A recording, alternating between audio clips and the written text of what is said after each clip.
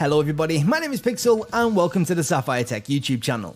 Recently, we released our Sapphire Pulse RX 5500 XT and the Sapphire Nitro Plus RX 5500 XT Special Edition graphics cards, and with them a bundle offer that nets you a copy of Monster Hunter World and the brand new Iceborne expansion when you pick up either card at selected retailers.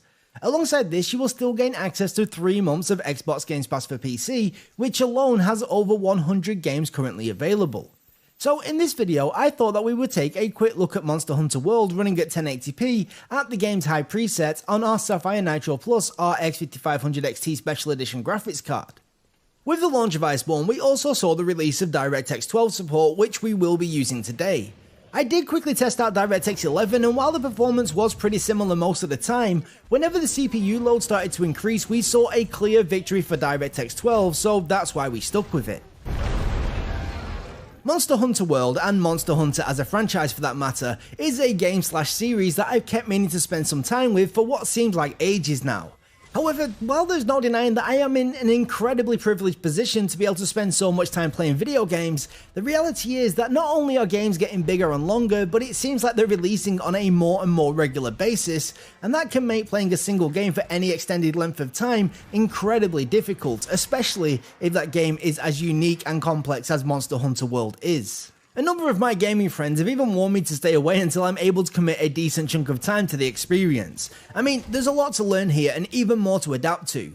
Monster Hunter World has its own feel, and that feel can take a while to get used to, even if the core gameplay loop is actually incredibly simple. At its most basic, you go out and hunt monsters so that you can gather materials to craft bigger weapons and armor, so you can go out and hunt bigger and stronger monsters so you can gather higher quality materials to enhance your weapons and armor, and then rinse and repeat. I mean, sure, there is a story here, but from what I've seen and heard so far, at least from reviews and friends, is that it's not particularly good or interesting, and most importantly, it's not the main focus. Now, as you've undoubtedly noticed, we are not running around in icy environments, and this is unfortunately due to the way that the expansion has been implemented, as you are required to finish Monster Hunter World, which is supposed to last anywhere between 30 and 60 hours, before you can sink your teeth into the new content. Thankfully though, many of the expansion's benefits do trickle down to the base game, and if you're looking to skip the base game, you are at least able to now purchase some special armor and weapons using the in-game currency that will make the game extremely easy, meaning that you're able to blast through it as quickly as possible. Personally though, I don't think this is something that you're going to want to do, not only because you're going to miss out on a lot of the important information, but you're also going to be robbing yourself of what essentially is half of the game. Talking about weapons and armor, there are 14 weapon types in this game that each function very differently to each other. I'd even go as far to say that simply switching weapon can make it feel like you're playing a completely different game at times.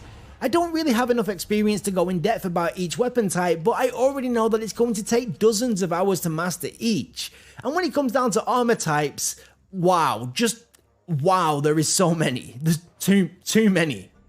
Having played just over half a dozen hours, I can already understand why my friends told me to hold off until I was ready to fully commit myself to the Monster Hunter lifestyle. I've really enjoyed my time with it so far, but I still don't feel like I've even scratched the surface of what this game has to offer.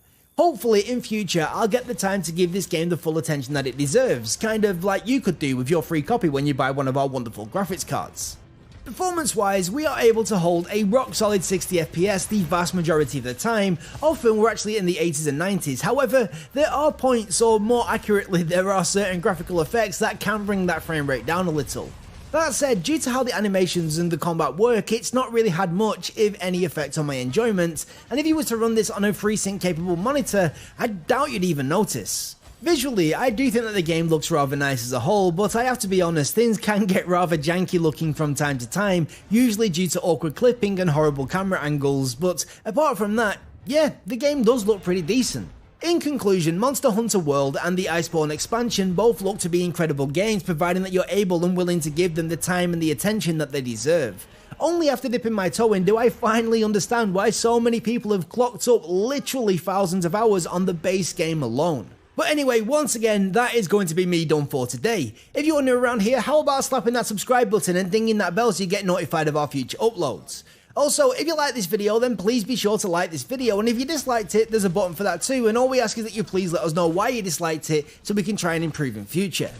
If you've got any questions, suggestions or feedback, please leave it down in the comment section below. But until next time, from myself and everybody here at the Sapphire Tech YouTube channel, thank you so much for watching, and until next time, we'll catch you later.